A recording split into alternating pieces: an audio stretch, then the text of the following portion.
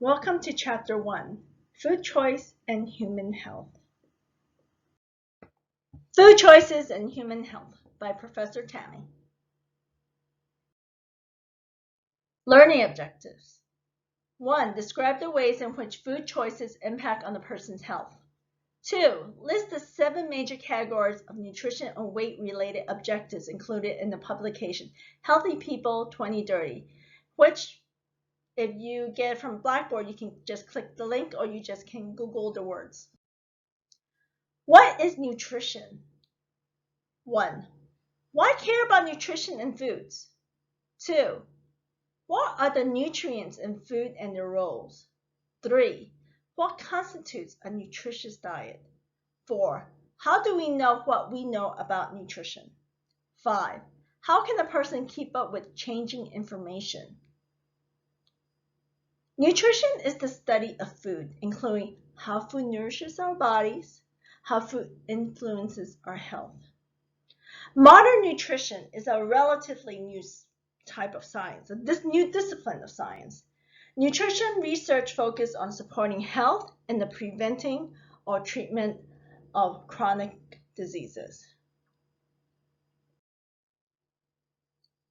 Nutrition involves study of the following: food consumption, food digestion, food absorption, food storage, factors that influence eating patterns, recommended amounts of types of food, food safety, and the global food supply. So, guess how long is our digestive system? It is about 25 to 28 feet long, sometimes 30. So what can we compare it to? Probably a long boa. You can always click on that to see the picture. So on your right hand side, you have a picture of the digestive system. So the digestive system, think of it as a long tube from the mouth to the anus and everything's in between. So this is actually telling you what gets absorbed into the body and which part of the body has what functions. So if you're more like a linear person and this is easier for you to understand, this is a great diagram.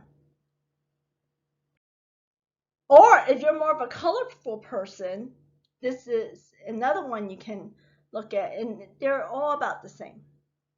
It just depends how you learn. A lifetime of nourishment. Don't you love the picture on the right-hand side? Very cute. If you live for 65 years or longer, you have consumed more than 70,000 meals and your body will have disposed of 50 tons of food. So that's about 7 Asian elephants. Just to note, 7 Asian elephants are smaller than 7 African elephants. I looked that up.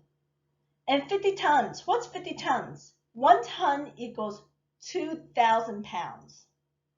So you can do the calculation there.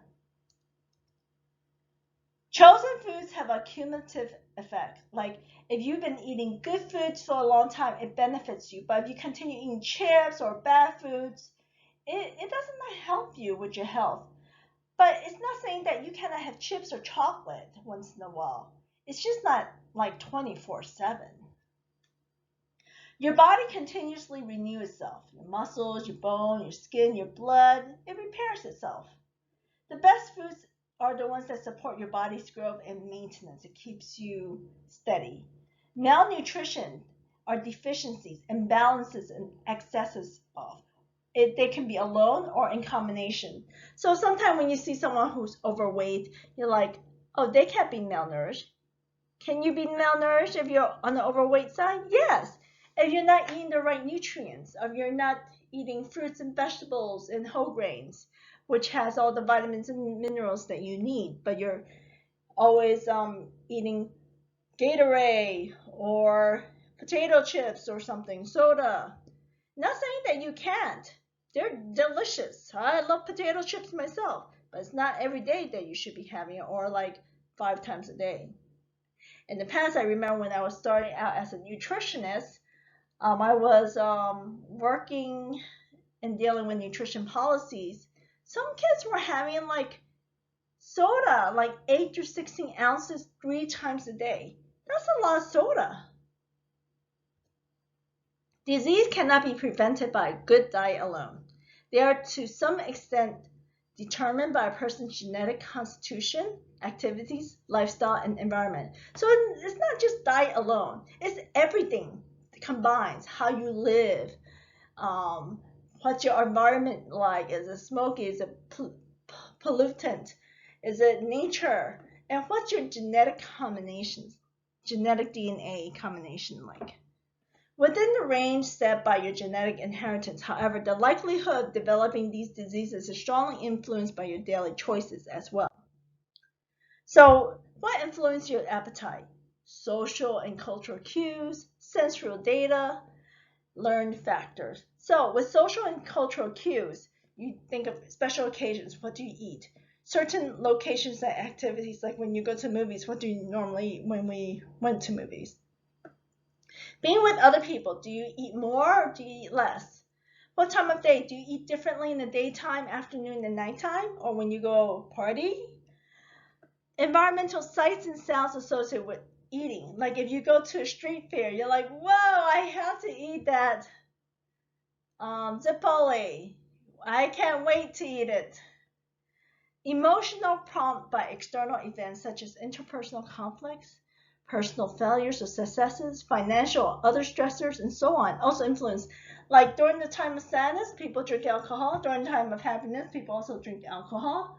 So that's like kind of joke about alcohol. And what do you consume when you're happy or sad? Or do you not consume? Or do you overconsume? So sensory data is also important. Sight, smell, taste, texture, and sound. Like when you used to go to the movies, and you're like, oh, I just ate before I went to the movies. And then you're like going to the movies and you smell the popcorn and you hear the pop, pop, pop, pop, pop, pop. And you're like, I think I'm hungry for popcorn. Maybe it's not hunger. Maybe it's appetite. Learn factors. These are things that influence the way you eat. Your family. What do your families normally eat? How do they eat? Like in some cultures, oh, they must have rice every day and every meal. Our community, what does your community consume? What's around your community? Your religion. Can you eat certain foods or not? Or you must avoid certain foods. Or you can only have fish on Fridays. Culture. What kind of food do you like culturally? Like in my culture, I love these Chinese tamales. They are so delicious, but you eat it once a year. Or mooncakes too, right before the biggest full moon of the year. New learnings from exposure to new cultures, new friends, nutrition education, and so on. Like I was never exposed to Tex-Mex foods until I had. I'm like, oh, I love it so much. And when I went to college, I got exposed to more cultures and I tried different foods and then traveled to different places. So being exposed to new foods, and New York City is such a great place because it's like a mosaic. There's so many different cultures out there and you can try the different type of foods, meet different friends and people, and work with many different people, which is really cool. Personal food preferences. Does diet mean to restrict food, or is there more to the diet definition? What affects what you eat? Is it psychological or physical?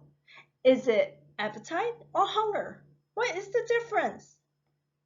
Personal genetics, health, body weight, self-image, and public image affects the way you eat.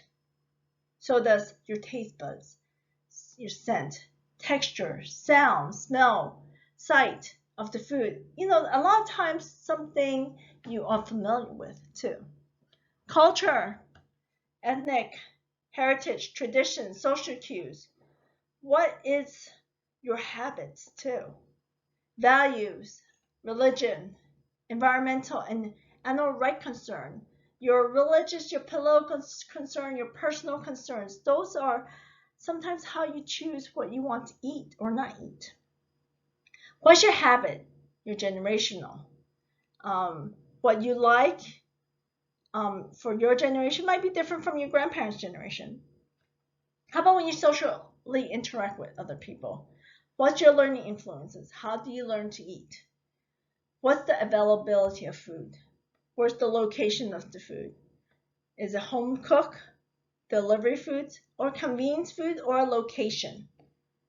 As association of foods like sports. When you go to a sport game, you tend to like, ooh, hamburgers, ice cream, french fries, I'll eat it all, it's so yummy here. Also, you have to think about your economy, how much things cost. Can you afford that food? Also, what's your health? Is there an illness? Are there allergies, intolerances, sensitivities?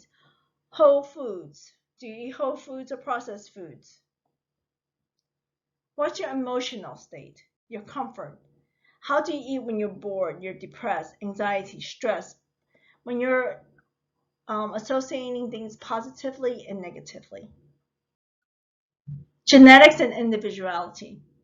Genetics and nutrition affects diseases to varying degrees. So it is a wide range. Human genome, the sequence of genes in the human DNA. So when you look at how we are different, we're about 99.9% the same compared to all people. But we're only 0.1% different from one another. A baby's genotype, which is the gene variation, which is a lot of times something we may or may not see, versus the phenotype, from its parents is over 1 out of a trillion. So you have looked, your genes have been varied of a trillion ways. So you have been like a trillion versions of yourself, no matter how similar or different they are. So let's look at the bottom picture. So on the left-hand side, less nutrition related. On the right-hand side, is more nutrition related. So when you think about it, Down syndrome, hemophilia, and sickle cell anemia is more genetic based, not so much nutrition based.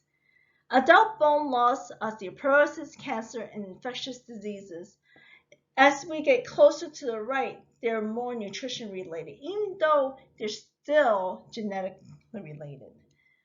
Diabetes, hypertension, heart disease, as you know, it's more nutrition related than the other two papers there, 2 pins. But yet, some people are more prone to these diseases based on genetics. But you can still delay it based on a good nutritious diet. Iron deficiency, anemia, vitamin deficiency, mineral deficiency, toxicities, and poor resistance to diseases, it's a lot more nutritious related than it is genetic related. See you soon, and remember to read the book.